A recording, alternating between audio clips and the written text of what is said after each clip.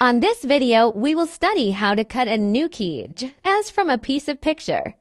We'll finish this operation via to M2Tank CNC key cutting machine.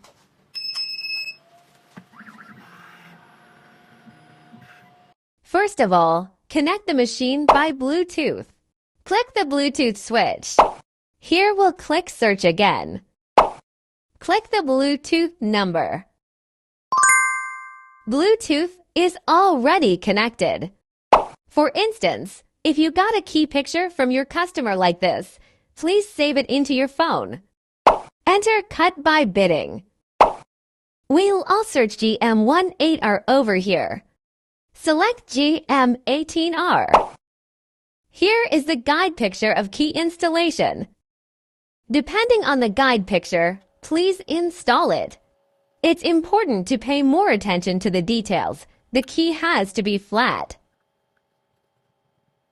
If it's ready, please click Continue. Here, please click Camera. If you have pictures, click Album. Select the key picture. We have to enlarge the key picture. Let the key widths align with the edges of the frame. And pay attention to the red line position. This key has shoulders. Please enlarge more by this button. Lock the picture after aligning. Move every point to the edge of the key.